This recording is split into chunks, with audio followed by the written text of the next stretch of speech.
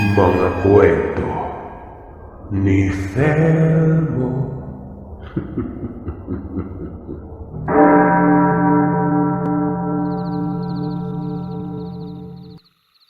Ako po si Hernal. Ayon sa lolo ko na itago na lamang natin sa pangalang Rostan. Minsan daw sa liblib na lugar ng Maasin, Palawan, merong batang napaka-misteryoso. Hindi alam ng mga tao sa lugar kung may pamilya ba ito o kung may sariling bahay. Bigla na lamang umanong sumusulpot ang batang yun sa gubat. Bababa ng nayon at gagala-gala. Hindi naman umano baliw dahil marunong itong magsalita at makitungo. Kung hindi nagkakamali, si Hernal ay nasa edad 15 taong gulang na ang kanyang lolo Rostan. Ito yung mga panahon kung saan umiral ang bata na yon. Bali dekada 70 umano ito. Magsasaka sila Rostan. Iba't ibang pananim ang kanilang pinagkakaabalahan. Mga mais, gulay at may maliit na bahagi sila ng palayan. Itong sakahan nila ay dito parati dumadaan ang bata. Palangiti tapos magalang din. Pero kapag tinatanong kung anong pangalan ay hindi naman umano nagsasalita.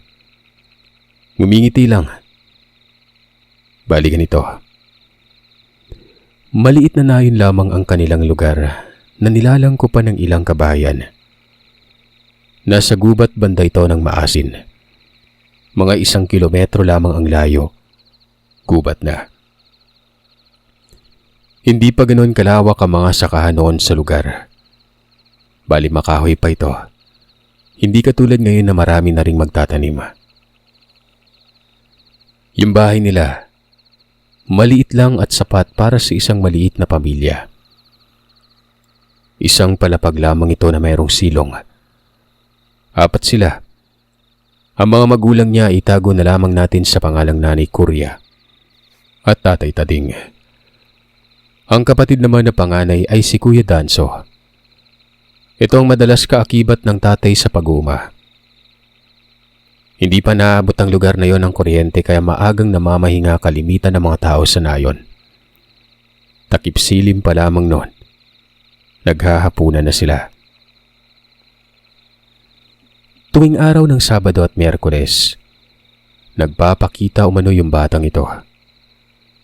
Ayon kay Rostan, inaabangan niya ito dahil gusto niyang malaman kung ano ba talaga ang nakatagong misteryo sa batang yon. Hanggang sa isang hapon, napadaan uli yung paslit. Kasalukuyang papauwi na sila Rostan galing sa Maisan. Saktong papauwi din itong batang ito. Kung kaya naman nagpang-abot sila sa may daan. Ang kasama ni Rostan ay ang nanay niya.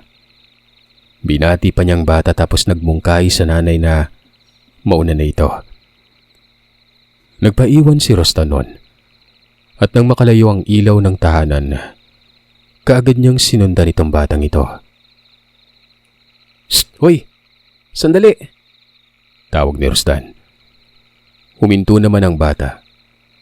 Nakangiti pa ito habang nakatitig sa kanya. "Bakit kuya?"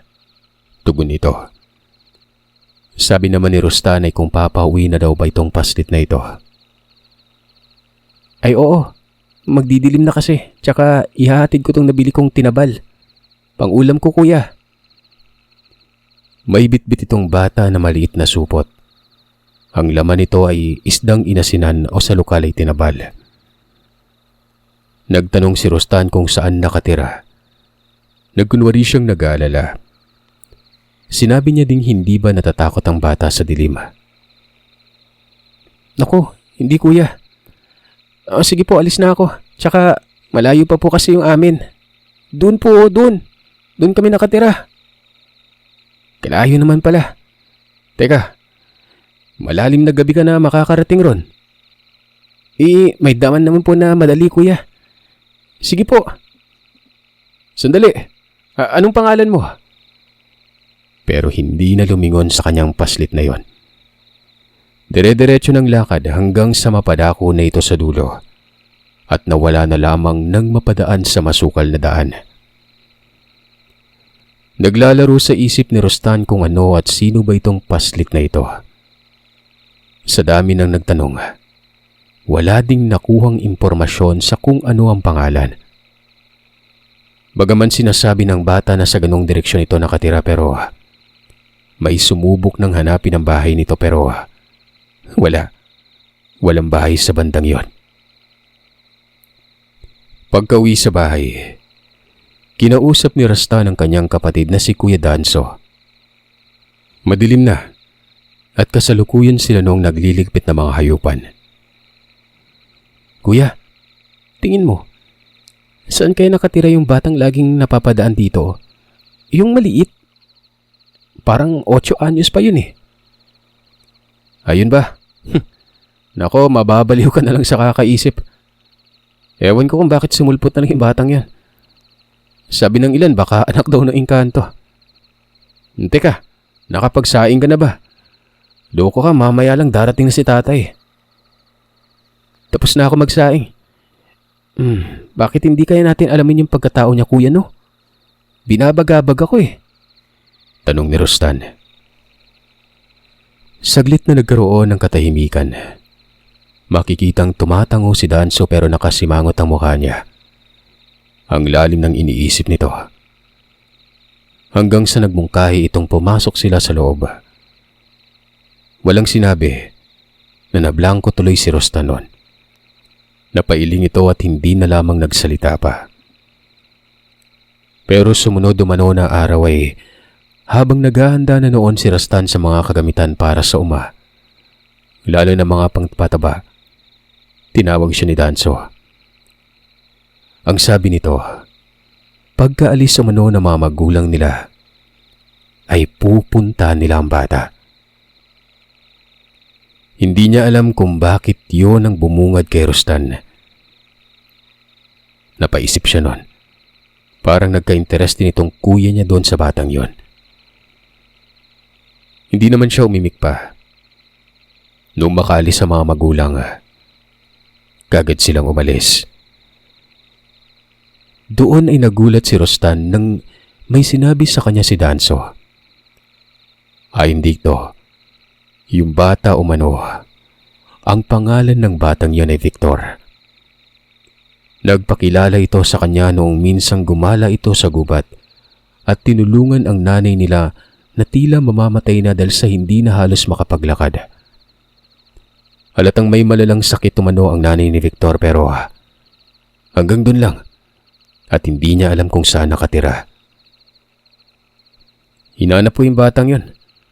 Alam ko nangangailangan siya ng tulong. Sa kalagayang yun, nakikitang hirap na hirap sila sa buhay eh. Pero wala akong napala sa kakahanap. Teka, sabi mo wala kang alam dati kuya. Pero kilala mo yung bata. May maniniwala ba sa akin? Wala. Alam ng mga tao na sobrang ilap ng batang yun pero sa likod ng lahat, parang napakabait niya no? Tingin ko nga patay na yung nanay nun eh. Yung parang mag-isa sa buhay. Paglilinaw nito. Dagdag pa nito. Pupuntahan daw nila ang lugar kung saan nagkita sila ni Victor noon. Hindi naman nagsalita si Rostan. Sa bandang masukal ito na kung saan may maliit na daan at may ilang mga panyawang nagkalat. Pumuslit kasi dito si Danso. Kasi nga natinik siya noon ng kinakalawang na pako. Tapos ay nanguha ito ng panyawan. Gamit nito ay papatakan niya ang sugat ng katas. Maaga pa. Malaki ang oras na magagamit nila sa paghahanap sa bahay. Walang kibo si Rostan. Hindi niya din alam sa sarili noon ang sasabihin. Basta namumutawi sa loob niya ang makita lamang itong batang ito at malaman ang totoo sa pagkatao niya. Bagamat may isiniwalat sa kanya si Danso pero iba ang nasa isip ni Rostan. Imbis na maawa, misteryo at hiwaga ang iniisip nito. Ilang saglit pa ay nakarating na sila sa lugar kung saan nagkalat ang mga panyawan. Tinuro ni Danso ang daan. Halos hindi na ito makita dahil nilukob na ng mga damo. Dito kami nagkita. Diyan yung daan na tinahak nila nun. Binagtas nila ang daan na yon. Hinilamos nila makakating damo, kagaya na lamang ng anipay. Sobrang layo na ng narating nila. Sabi ni Danso ay hindi pa niya naabot ang lugar na ito. Mabababa lang naman ang mga kahoy, kaso ang nagiging pahirap ay yung mga damo at baging na makakate. Naiisip ni Rostan na kung ganitong kasukal at kalayo ang bahay, mukhang hindi na pangkaraniwang yon. Ramdam niya naman yon kahit pa nga sa pagkilatis niya sa bata, pero yung hinalang yon, parang nagkaroon umano ng kasagutan. Inabot na sila ng tanghali. Pumuslit sila sa isang patay na ilog. Nagbabaka sakali na baka may bukal. Uhaw na umano sila noon dahil hindi sila nakapagbaho ng tubig. Wala ding kain-kain pero hindi naging dahilan yon para tumigil sila. Mabuti na lamang at may mga ligaw na niyog. Kahit papaano'y nagamot ang uhaw. Kapwa naman silang may baong patalim. Si Danso, palamengko. Maliit na itak nito na kayang isukbit ng hindi mapaghahalataan. Habang si Rosta naman ay kutsilyo lang. Noong pababa na raw ang araw nun, nakakita sila ng taong tumatakbo. Kaagad din itong naglaho nang makapasok sa may liblib. Sa kabilang bundok umano yon. Tanaw na tanaw nila dahil ang katapat na burol na kung saan sila naroroon ay napakalapit lang. Nagtanong si Rostan kung nakilala ba ito ni Danso. Ang sabi naman ni Danso, mabilis na nawala kaya hindi siya sigurado kung si Vic ba yon. Kagad na nagkasundo ang dalawa na pupunta nilang kabila pero dapat ay magmamadali sila. Nakakatiyak kasi silang gagabin sila sa pag-uwi kapag nagtagal pa sila doon. Nang makarating sila sa kabila, may natatanaw ang magkapatid na bahay noon. Nasa baba sila at ang bubong lang ang nakikita nila. Nang malapit na sila ay biglang nagpakita itong batang ito. Nakabungad ito sa isang bato. Nakatungtong iyon at nakatitig sa kanila. Kinawayan ito ni Danso tapos tinawag din ito ni Rostan. Pero sa kabila ng lahat, hindi umano sumasagot ng bati itong si Vic. Bagkos, para bang sobrang nag-aalala yon. Makikita sa reaksyon ng bata ang pagiging aligaga. Ano kayang nangyayari sa batang to? Parang takot na takot ah. Sabi ni Danso. Mukha nga kuya. Tingnan mo parang tatakbo pa oh. Pero nagpatuloy sila sa paglalakad nun. Hanggang sa bumungad na sila sa pinagtutungtungang bato ni Vic. Dito na nagsalita ang bata. Tanong nito kung ano ba daw ang ginagawa nila sa lugar. Malapit na umanong maggabi at mapanganib ang lugar na yon. Ikaw pa tong nag-aalala. Kami ngayong natatakot para sa'yo eh. Kamusta ka na? Sabi ni Danso. Bumaba ng bato itong si Vic. Lumapit sa kanila at pinipilit silang umuwi. Basta delikado man ang lugar. Hindi kami natatakot dito. Ano ka ba? Kami ang natatakot at nag-aalala sa kalagayan mo. Kamusta yung nanay mo? Kayo ang sadya namin eh. Ayos lang naman siya kuya. Basta umuwi na kayo. Sino po bang nag-utos sa inyo na puntahan kami? Hindi naman kami nanghihingi ng tulong. Umuwi na po kayo hanggang may araw pa.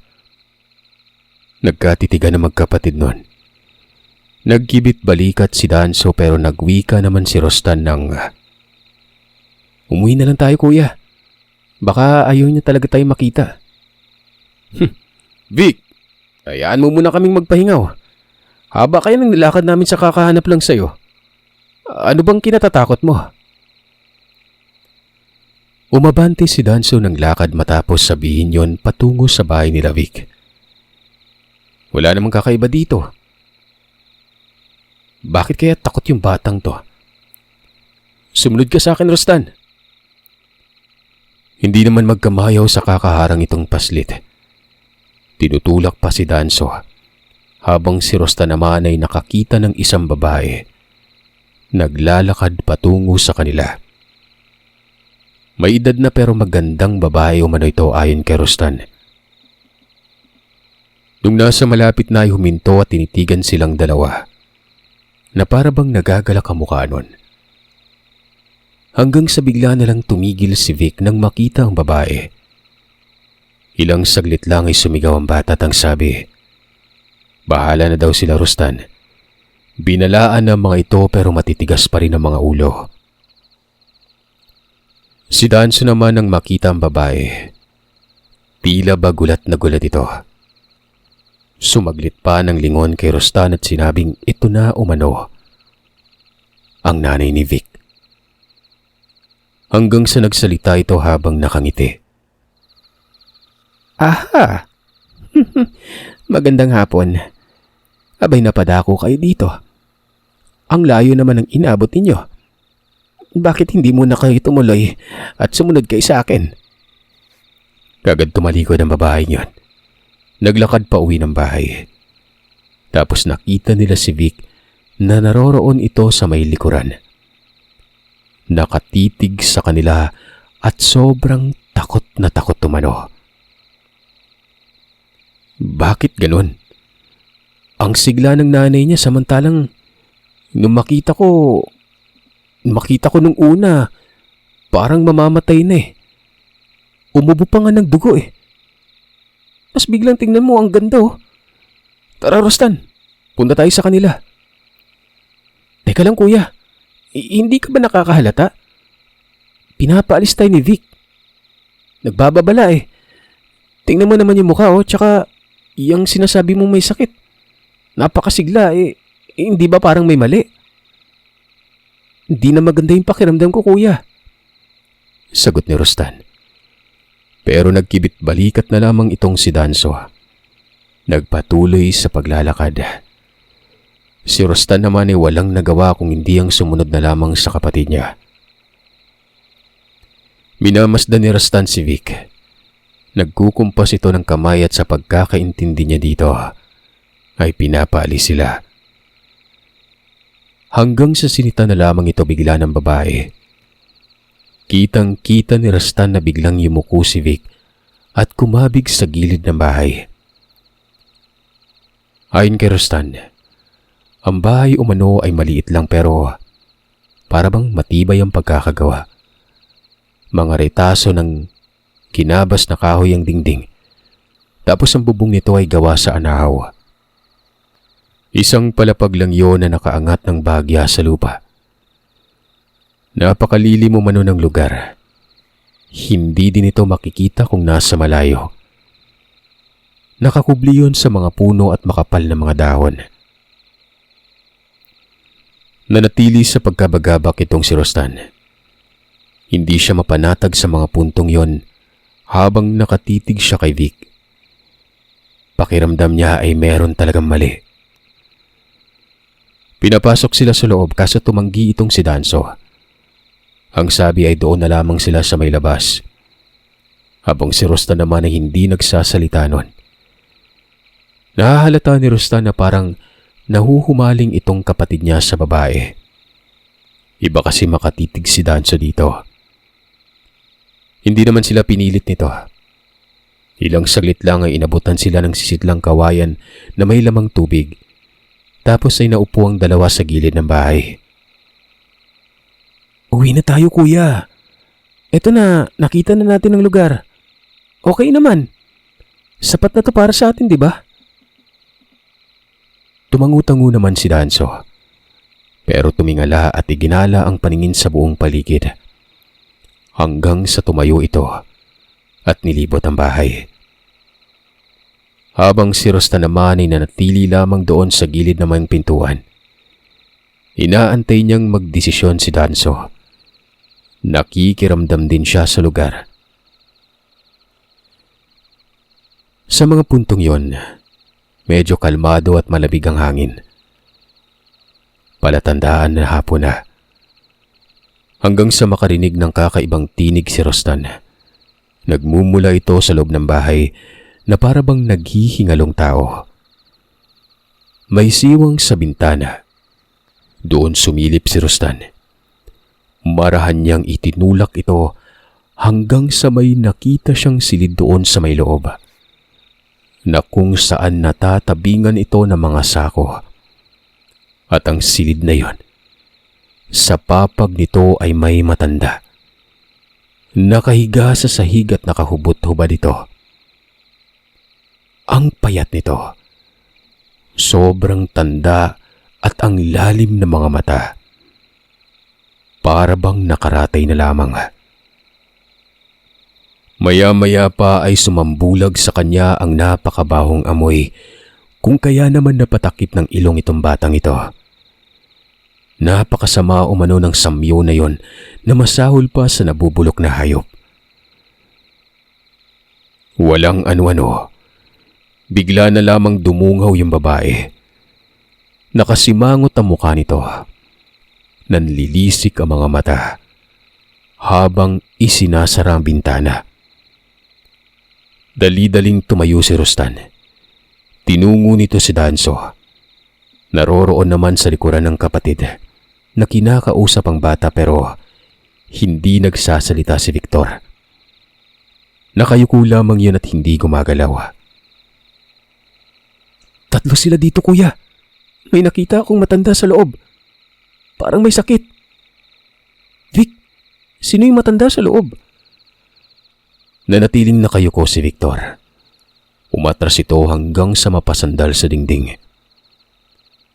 Siguro lolo ng bata yon. Tama ba, Vic? Sumagot ka kasi. Wika naman ni Danso. At dito na nagsalita ang bata. Umiiyak ito at ang sabi, umalis na kayo, kuya. Kung gusto niyo pang mabuhay, umalis na kayo. Ano bang nangyari dito, Vic? Ano bang problema niyo? Tsaka, ba't ka ba nagbabanta? Ano bang meron dito? Sabat ni Vic. Pero bigla naman umanong dumating yung babae. Nagpakilala ito sa pangalang Rowena. Nagkatitigan ng magkapatid. Umalis ka dito, Victor. Wala ka namang nagagawang matino. Tinatakot mo yung mga tao eh. May dapat bang katakutan dito? Umalis ka nga. Walang respeto yung mga bisita yan. Mabilis na tumakbo si Vic patungo sa kakahuyan hanggang sa naglaho ito. Takang-taka si Danso. Maging si Rostanon. Para kasing hindi anak kong ituring ang bata kung kaya naman nagtanong si Danso kung anak ba umano ni Rowena si Vic noon. Ayon naman sa babae ay hindi umano. Anak umano ito ng kanyang kapatid na tampalasang pagkababae. Pero namatay na umano yon kaya siya ang nagpalaki sa bata. Ganun po ba? May problema ba sa kanya kasi noon pa na parang ang ilap niya sa amin eh. Napaka-misteryoso. Ang mga tao kung ano-ano na lang yung iniisip. Na kesyo engkanto daw yung bata. Hindi naman kami naniniwala din ng kapatid ko. Tapos nung nakaraan pa, di ba mahina yung pangangatawan mo? Kala ko po may nangyari sa inyo eh. Tapos ito, nakita kita masigla naman. Ito din naman talaga yung sadya namin sa lugar. Kasi nga, naniniwala kami na nangangailangan ng tulong ang bata. Kaya hinahanap po namin. Ako nga pala po si Danso. Ito si Rostan. Maganda po pala kayo, no? Wala na. Kumpirmado. Nahuhumaling nga itong si Danso. Lalo't na lamang hindi anak si Vic. At iyak kahit may edad. Dalaga pa naman ito. Napabulong na lamang si Rostan sa sarili. Napapatol yata ang kuya niya dito sa matandang ito.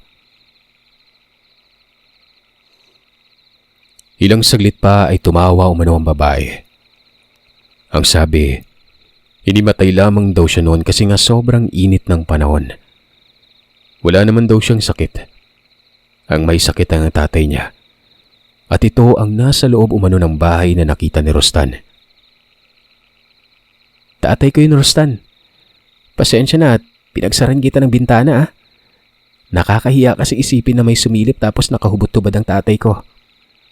Dagdag pa ni Rowena. Wag na lamang umanong umuwi ang dalawa kasi nga gagabihin ng mga ito.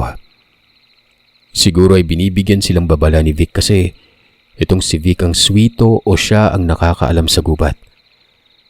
Madalas kasi itong ginagabi at nalaman ito na may aswang sa lugar.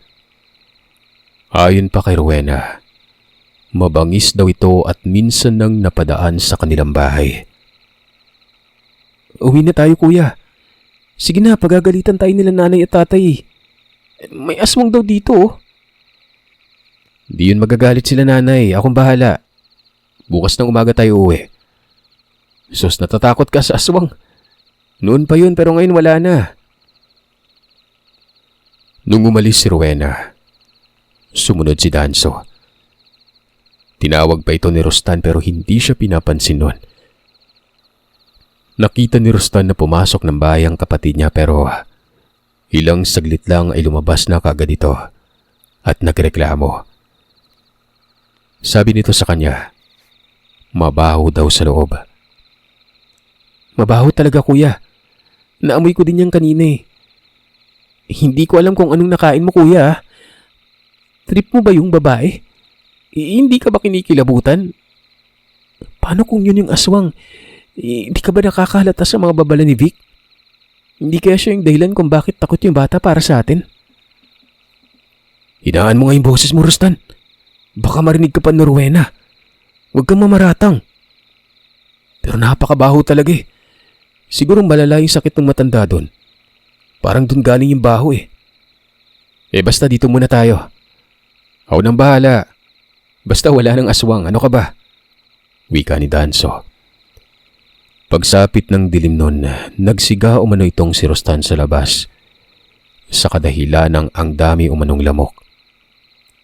Pero nagalit itong si Rowena at ang sabi, may sakit umano ang tatay niya at bawal ito sa usok. Kung kaya naman dali-daling pinatay ni Danso ang apoy. Ang tanglaw lamang noon ay ang maliit na gasera na nakasabit sa may bandang bintana. Hindi pa bumabalik si Vic sa puntong yon. Habang nasa labas noon ang magkapatid, napag-uusapan nila si Vic. Bukod pa dyan, ang kakainin nila at kung saan matutulog. Ang sabi naman ni Danso ay baka nariyan lamang sa tabi-tabi ang bata. Dagdag pa nito, tiyak na ipinaghahanda na sila ng pagkain ni Rowena. Pero ayon naman kay Rostan, kung nangyari pa yon, dapat nakita na nilang nag-aasikaso ito. Ano ka ba? Magantay ka lang at baka may abot sa atin. Napakasensitibo mo naman. Tsaka pinoproblema mo din ba yung matutulugan? Dito sa labas may dalawang mahabang upuan naman eh. Kuya, hindi mo ako maintindihan eh. Hindi mo pa ba nakukuha yung punto? Parang hindi sila tao. Isipin mo nga, anong kakainin natin dito, hilaw? Binawalan nga tayo magsiga eh. Tingin mo magluluto yung babae? Walang ano-ano ay bigla na lamang sumulpot si Victor. Nagulat pa ang dalawa.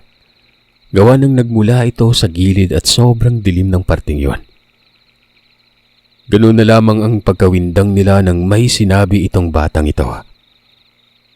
Yung matanda umano. Aswang. Hindi daw yung tatay noong nagpakilalang Rowena. Bagkus, yun mismo ang asawa ni Rowena. Nililin lang lamang umano ang dalawa kaya nagmuka itong hindi matanda sa kanilang paningin. Dagdag pa nito, huli na ang lahat. Dapat ay kanina pa daw sila umalis. Tiyak na ilang saglit lang ay pagpapatayin na umano sila. maging si Rowena umano. Isang aswang. Hindi kagad nakapagsalita ang dalawa hanggang sa sinabi ni Victor na sumunod daw ang magkapatid sa kanya. Walang ano-anong sumunod naman sila sa bata noon. Nagtatatakbo sila noon palayo ng lugar. Pagkarating nila sa may bandang baba, nagtago muna sila ng saglit. Ito kasing si Danso ay bigla na lamang ng hina. Naghabol ito ng hininga at lupaypay ang katawan. Nilason ka, kuya. Maghilamos ka ng tubig. Sandali. Doon, may bukal po doon sa unahan. Wika ni Vic. Dali-dali namang inalalayan ni Rostan si Danso. At nang makarating sila sa bukal, binasa ng tubig ang mukha nito. Pagkatapos sumano nun ay nahimasmasan itong si Danso. Nawala ang panghihina ng katawan at paghangos nun. Tila ba napakaraming alam ng bata na hindi maipagkakailang mapagkakatiwalaan umano talaga. At malamang ay totoo ang mga sinasabi nito. Naniniwala na si Danso sa kanya, maging si Rostan nun. Victor, sino ba sila? Kamag-anak mo ba yung mga yon? Tanong ni Danso sa bata. Ayon naman kay Victor, hindi niya umano kamag-anak. Ipinaalam naman sa kanya na ampun lamang siya. Patay na umano ang mga magulang nito. Ito na umano ang kinikilala niyang mga magulang dahil ito ang nakagisnan niya.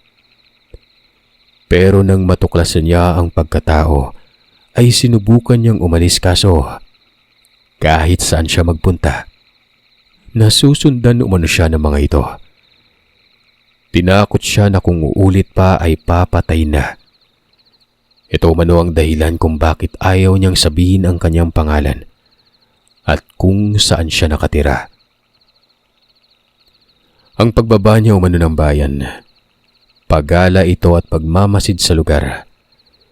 Inuutusan umano siya ni Rowena na alamin kung may mga buntis ba at may mga taong may sakit. Ito umano ang pagkain ng dalawang nilalang, lalo na ang mga residente na baguhan pa lamang o ang mga dayo. Napamura si Rostan ng mga sandaling ito, habang si Danso naman ay kaagad ng mungkahi na umalis na sila. Tingin niya ay nakabalik na sa lakas ang kanyang katawan. Kasama si Victor. Ito ang naging giya nila sa sobrang sukal na lugar. Wala nang pakialam noon si Rostan at Danso, basta makasibat lamang sila sa lugar na yon. Naniniwala sa aswang ang dalawa. Dekada nang nakaraan ng may mga nawawalang tao at kadalasan ay dayo. Minsan pa ay may nawawalang bangkay. May nagsabi na natugis na daw ang aswang. Napatay umano ng mga albularyo pero sa tingin ni Rostan nun, hindi napatay ang mga ito. Nanatili pa ring naroroon at palihim na nanghahasik ng lagim. At ito yung dalawang nasa bukid ng lugar nila. Ang malaking katanungan lang ay kung paano napunta sa kanila si Vic.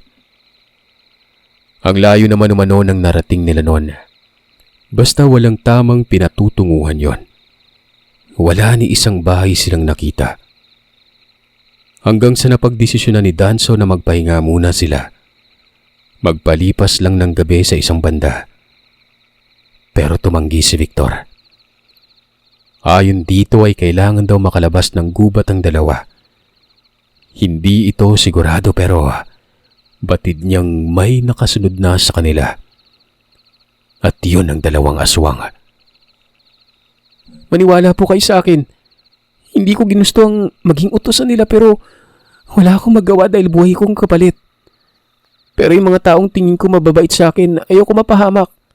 Lalo na kayong dalawa. Mababait po kayo. Hindi na lamang nagsalita si Danso nun.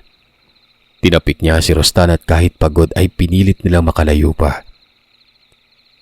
Hanggang sa naipit sila sa sobrang sukal at wala na halos madaanan na lugar. Bukod kasi sa mga kahoy doon, may mga baging din at lampas tao na mga damo. Maya-maya pa ay bigla na lamang nag-iiyak itong si Vic kung kaya naman ganoon na lamang ang pagpatahan nila Rostan dito. Pero ang sabi ng bata nun, nasa malapit na daw sila. Nasa malapit na umano ang nilalang. Lagot na daw silang dalawa nun. Pakiusap po. Huwag niyong galawin yung mga kaibigan ko. Huwag niyo silang saktan. Ako na lang. Sigaw ni Victor. Nataranta ang dalawa. Nagpalinga-linga sa paligid. Kasabay nito ay nakikiramdam si Rostan at Danso. Hanggang sa humagapas daw ang napakalakas na hangin. Para umanong bagyo. At rinig na rinig ng dalawa ang pagkagaskas ng mga dahon. Na para bang nasa itaas banda mga aswang. Nakatingala si Vic at patuloy ito sa pagmamakaawa nun. Segundo ang namagitan. Lumagapak umano noon ang mga kahoy. Wari bang may bumagsak mula sa itaas, patungong baba.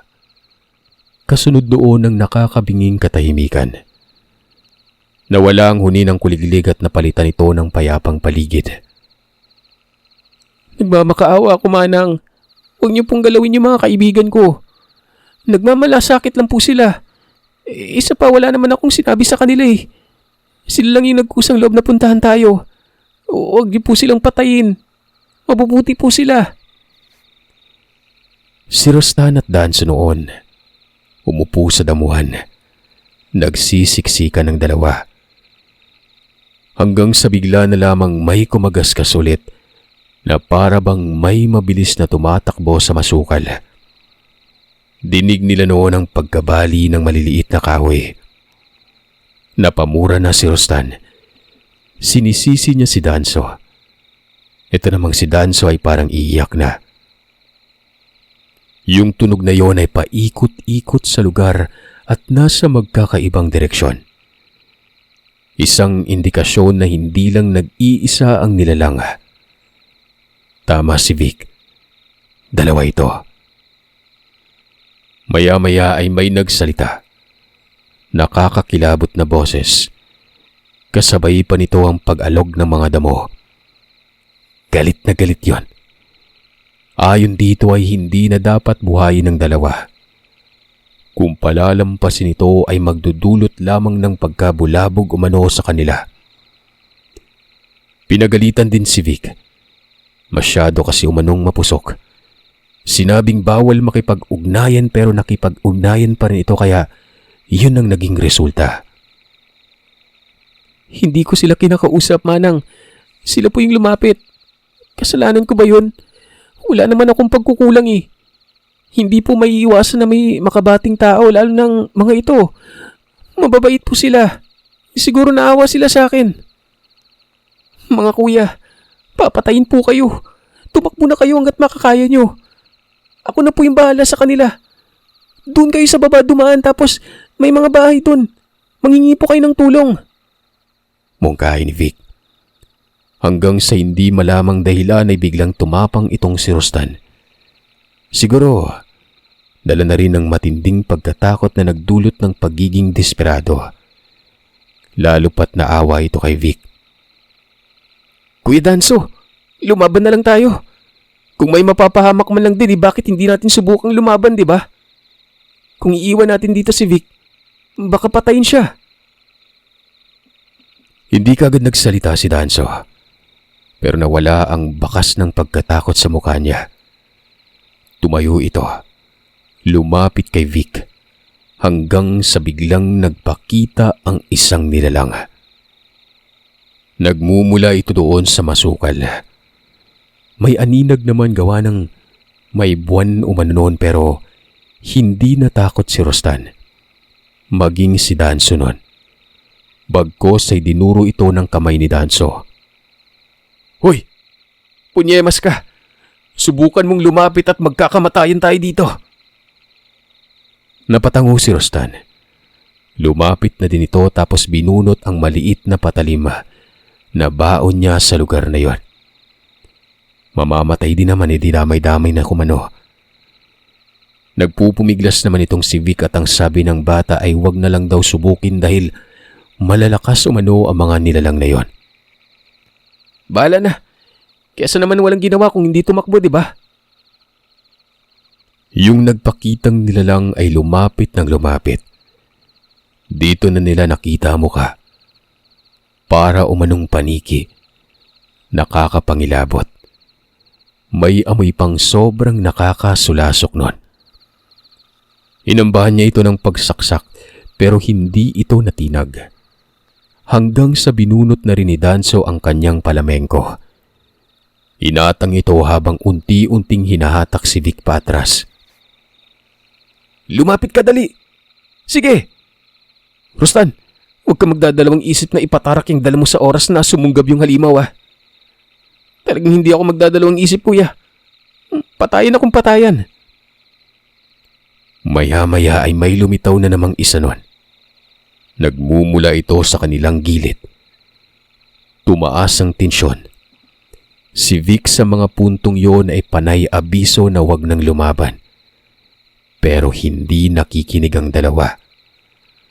Lumalapit ng lumalapit sa kanila ang unang lumitaw at nagsalita ito. Dito nila napag-alaman na ang unang nagpakita, si Rowena. Bagamat gasgas ang boses ay tunog babae. At ang sabi pa, maging si Vic noon ay papatay nila.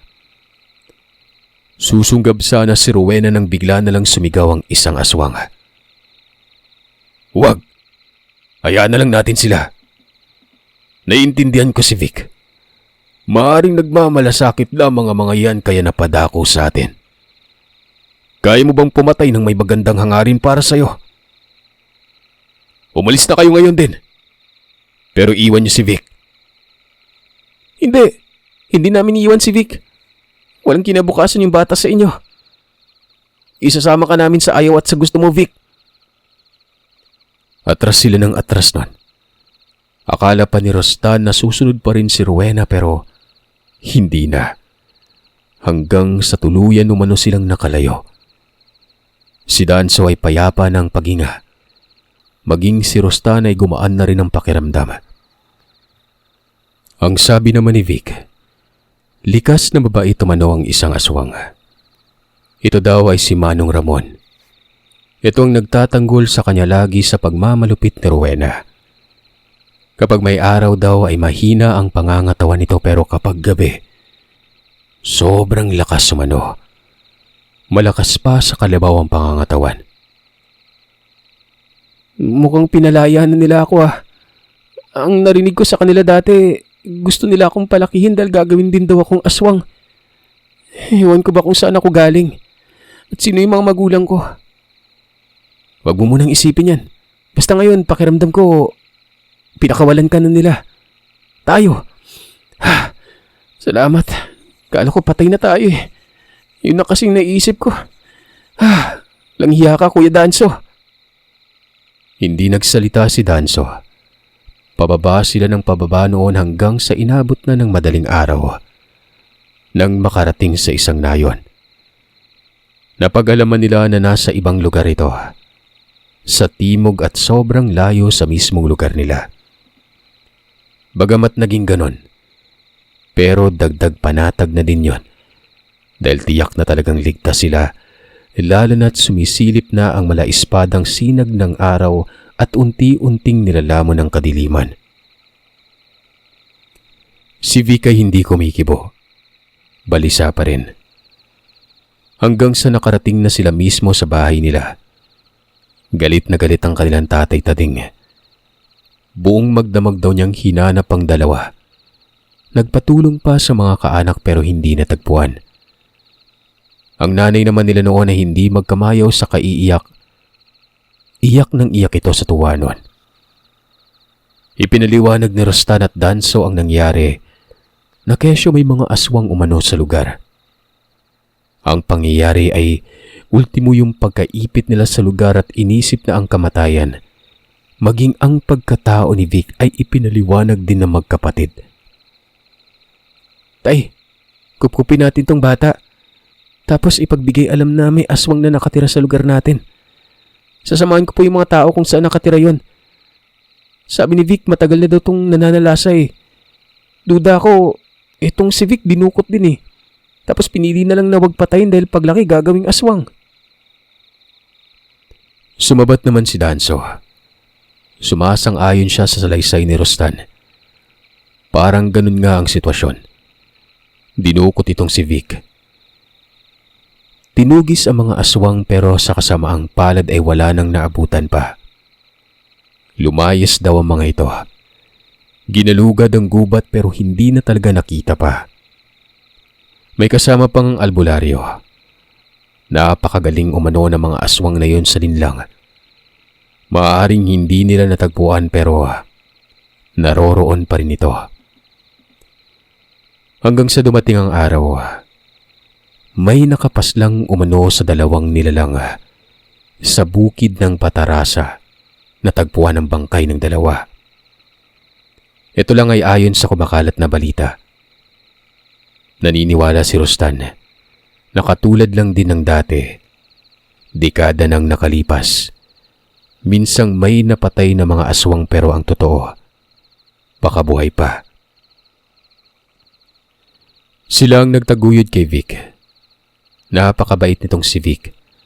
Magalang at masunurin. Bagay na masasabing kahit aswang ang kinikilalang magulang ay hindi na impluwensya nito ng kasamaan. Para bang nakalaya mula sa kulungan. Sobrang saya nito at nagkaroon kagad ng maraming kaibigan. Sa ngayon, buhay pa si Vic. Matanda na pero hindi na natin babanggitin kung saan siya nakatira. Para na rin sa kanyang reputasyon dahil may pamilya. Sino ba naman ang mag-aakala na ang batang kinikilalang misteryoso? Alaga pala ng dalawang aswang sa maasin.